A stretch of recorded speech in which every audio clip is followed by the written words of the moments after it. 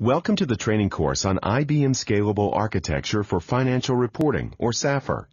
This is Module 2, Performance Engine Overview. This module provides you with an introduction to the SAFR Performance Engine and how to use it. By the end of this training, you should be able to identify the phases of the Performance Engine, identify the main inputs and outputs for each phase, give a high-level overview of the reports from each phase, and run a Performance Engine job stream. As we noted in the Introduction to SAFR Views module of this training course, SAFR consists of two software components, a PC-based workbench and a mainframe-based batch process known as the Performance Engine. Developers use the workbench to build applications that are stored in a metadata repository in an IBM DB2 database. These applications are then executed by the Performance Engine, which reads data from source files or databases, transforms it, and writes it to output files. In this sense, SAFR is an application development tool and is not fundamentally different from any other tool or language. The Performance Engine comprises 6 phases. The Select phase, where the desired views are selected from the metadata repository. The Compile phase, where the selected views are converted to an executable form. The Logic phase, where logic from multiple views is consolidated and optimized for execution. The Reference phase, where values are retrieved from lookup tables and optimized for execution. The Extract phase, where data from source files is retrieved, merged with lookup data, and transformed for output. And the Optional Format phase, where data is sorted, summarized, and formatted if necessary. The primary SAFR program in the Select phase is GenevaERS. The names of all programs in the SAFR Performance Engine start with the letters GVB, so it is common to refer to this program as MR86. MR86 reads a list of view numbers and finds the corresponding views in the SAFR metadata repository. It then processes these views and converts them to an extensible markup language, or XML file. It also produces a control report known as the Mr86 Report, which indicates successful completion or displays errors that may have to be corrected before proceeding. The view numbers for the desired views are placed in the JCL using a DD name called ViewList. In this example, we are specifying view 90, which is the view we created in the Introduction to SAFR Views module of this training course. For a view to be selected, it must first be set to active status in the workbench. If the view is not active, the Mr86 report will contain the error message, "View is inactive." A view that is inactive cannot be run. When errors occur, Mr86 also issues a condition code of 8 for the job step, which typically causes the remaining job steps to be skipped. Once the view is activated in the SAFR workbench, Mr86 can be rerun and the view should be successfully selected for processing. If no other errors are encountered, the Mr86 report does not contain the word error at the beginning of any row, and Mr86 returns a condition code of 0 for the job step, allowing remaining job steps to run. The primary SAFR program in the compile phase is GenevaERS. Mr84 reads the XML file created by the previous step and converts it to a form that can be executed by the extract phase later. This new file is called the View Definition Parameters, or VDP file. Because multiple versions of the VDP file are used in the SAFR job stream, this one is referred to as the Mr84 VDP to indicate the program that wrote it. Mr84 also produces a control report known as the Mr84 Report. The Mr84 report indicates successful completion or displays XML syntax errors and view compile errors that have to be corrected before proceeding. If there are no errors, the process continues. The Mr84 report also shows how columns in the view are translated into a specialized SAFR construct known as a logic table. The primary SAFR program in the logic phase is GenevaERS. Mr90 reads the Mr84 VDP file created by the previous step and creates a new VDP and logic tables that are used by the next steps, the reference and extract phases. The new VDP is called the Mr90 VDP to distinguish it from the input VDP file. The logic tables are known as the Mr90 JLT for Join Logic Table and the Mr90 XLT for the Extract Logic Table.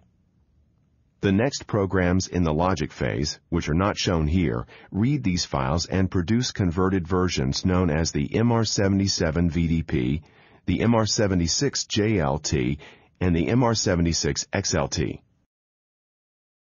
The Mr90 report displays summary statistics for the logic table creation process. In this case, the extract logic table contains 9 records.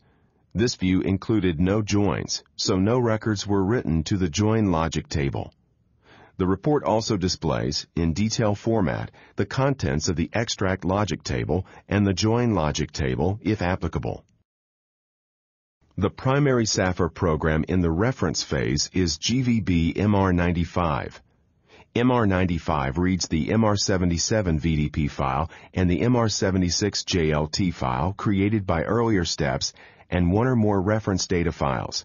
It then produces a reference extract header, or REH, that describes the format of the reference data being processed.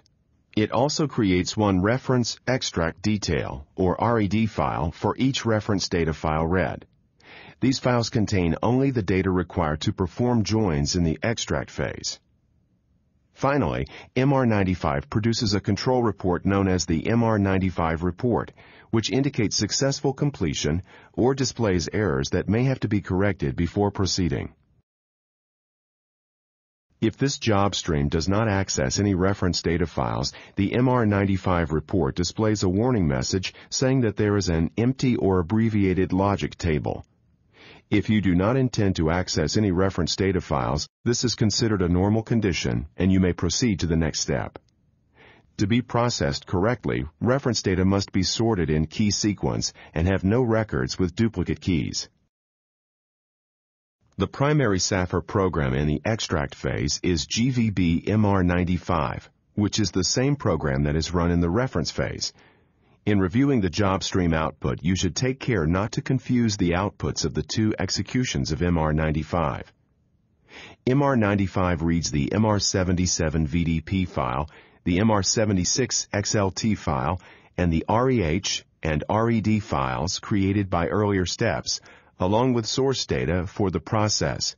Source data is sometimes referred to as business event data or just event data. Mr95 executes various transformations and, depending on specifications in the selected views, produces one or more view output files. It may also produce one or more extract work files, which are temporary files processed by the format phase.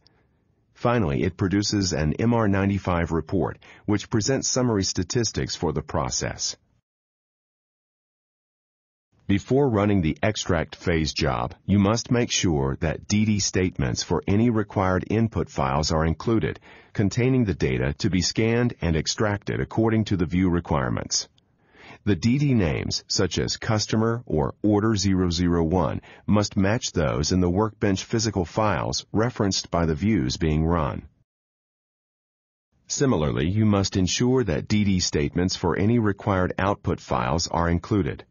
These DD names are determined by view parameters in the Workbench. The extract phase Mr95 report displays statistics that are useful for audit trails and performance tuning. In this example, we can see that 12 records were read from the Order 001 file, 12 records were processed by View 90, and 12 records were written to the Output 01 file. A secondary program in the extract phase is GenevaERS, which produces the UT90 report. This report displays information from the extract logic table, or XLT, which shows each step that is executed in a data transformation. This is useful information for debugging views. A more detailed discussion of the logic table is presented in the training module entitled Basic Debugging. The primary SAFR program in the format phase is GenevaERS. MR88 reads the MR77 VDP, REH, and RED files created by earlier steps, along with the temporary extract work files for the process. It then sorts, summarizes, and formats the data, producing one or more view output files. Additional details will be provided in the training module entitled Introduction to the Format Phase. This module provided an overview of the SAFR performance engine. Now that you have completed this module, you should be able to identify the phases of the performance engine, identify the main inputs and outputs for each phase, give a high-level overview of the reports from each phase, and run a performance engine job stream.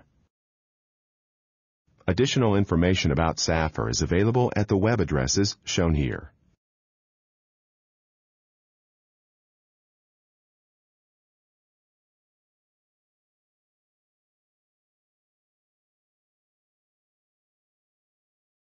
This concludes Module 2. Thank you for your participation.